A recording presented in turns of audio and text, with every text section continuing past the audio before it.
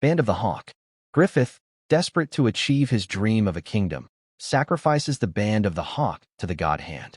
Every soldier, every friend, is offered as a human sacrifice.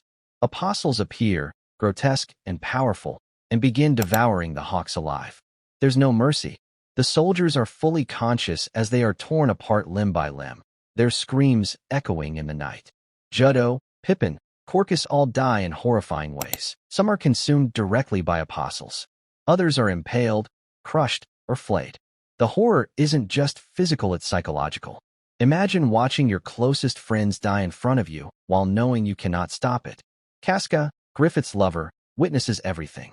Her trauma is unimaginable. She sees the man she loved commit the ultimate betrayal, transforming into Femto, a member of the God Hand. Griffith's human self dies here, but no one mourns the horror of the deaths overshadows all.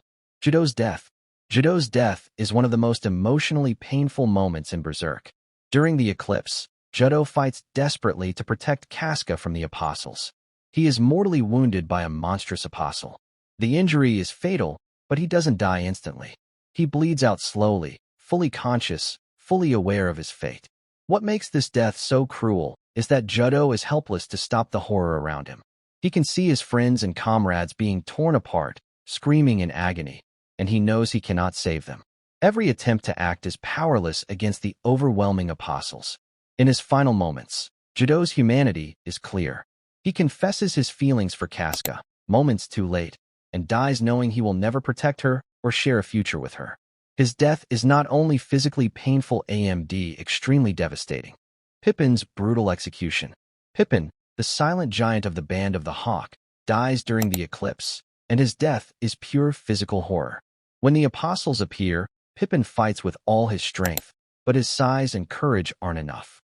He is overpowered, lifted, and torn apart. Every blow crushes bone and muscle. Unlike quick or merciful deaths, Pippin is destroyed piece by piece while fully conscious. What makes this death so painful isn't just the violence, it's the sheer helplessness. Pippin is someone who protected others, using his strength to shield comrades. Yet, during the Eclipse, he can't save anyone, not even himself. Corkus's death. Corkus dies during the Eclipse. He encounters what appears to be a beautiful woman, a lure designed by an apostle. Thinking he might find salvation or pleasure, he approaches, only to realize too late that it's a trap. The woman transforms into a grotesque monster and devours him alive. What makes Corkus's death so horrifying is the mental anguish before the physical pain. He experiences hope, confusion, and terror all at once. In seconds, his desire for escape turns into utter despair and then into agonizing death. Corkus's end highlights a core theme of Berserk.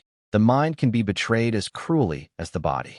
While Pippin dies fighting and Judeau dies protecting, Corkus dies tricked by illusion, powerless against the monstrous reality. Wyald's victims. Wyald, the apostle commander during the Eclipse, is responsible for some of the most systematic and horrifying deaths in Berserk. He doesn't just kill, he tortures for pleasure. Soldiers, civilians, and anyone in his path are impaled, crushed, and mutilated while fully conscious. Unlike the chaos of battle, Wyald's killings are deliberate and methodical, designed to inflict maximum fear and suffering. Victims are aware of their fate, watching others die slowly, screaming, and pleading for mercy that never comes. Bones are broken, skin flayed, bodies crushed, all while Wyald taunts and laughs, making each moment psychologically unbearable. What makes these deaths especially painful is the loss of dignity. The Count's wife. The Count's wife suffers one of the most painful, shocking deaths in Berserk. Accused of heresy, she is exposed and punished publicly. Her death is brutal and ritualistic, torn apart by fanatics under the guise of faith. Every moment is physical agony combined with terror, as her screams echo while the perpetrators take pleasure in the execution. What makes this death particularly horrifying is the psychological aspect. She dies helpless, betrayed by the system she trusted, punished for something beyond her control. Her humanity is stripped away, leaving only fear, pain, and humiliation. Rosine's victims. In the Lost Children arc, Rosine, an apostle, targets innocent children, turning them into twisted pseudo-elves. These deaths are horrifying because they combine body horror with the tragedy of innocence. Children are manipulated, transformed, and ultimately killed, their bodies no longer human, their minds trapped in terror. Some die during the painful transformation, others are slaughtered in the battles that follow. What makes it especially painful is the loss of childhood and humanity. These kids never stood a chance. Their innocence is destroyed, leaving only fear, confusion, and death. Mozgus torture victims. Mozgus, the fanatical inquisitor, rules the Tower of Conviction, where death is not immediate but drawn out through methodical torture. Prisoners are bound, burned, and pierced, all while fully conscious. Mozgus delights in prolonging pain, ensuring each victim experiences fear, agony, and hopelessness.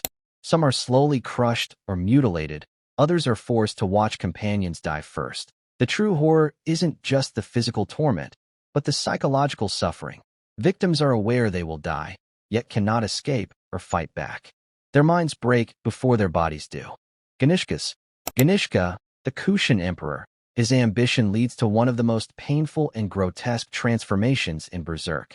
During his attempt to become a supreme entity, he mutates into a massive, twisted, demonic form. His body stretches and warps uncontrollably, losing all resemblance to human life. Every movement is painful and distorted, reflecting the physical agony of unchecked ambition. When he is finally destroyed, it's not a clean death. His massive, mutated body is torn apart, obliterated by Griffith and the God Hand.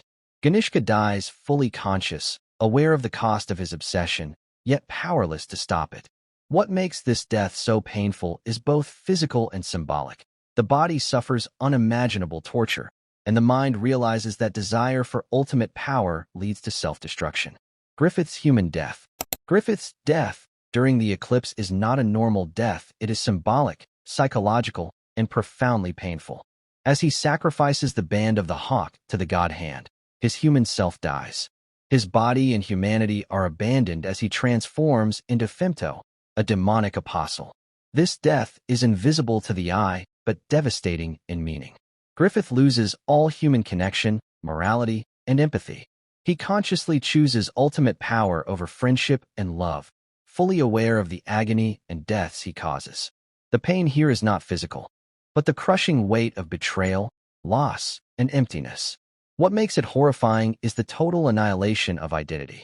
The man who dreamed of a kingdom is gone, replaced by a godlike being untouchable yet entirely soulless. In Berserk, this death teaches that pain is not always in the body. It can exist in the mind, soul, and consequences of choices.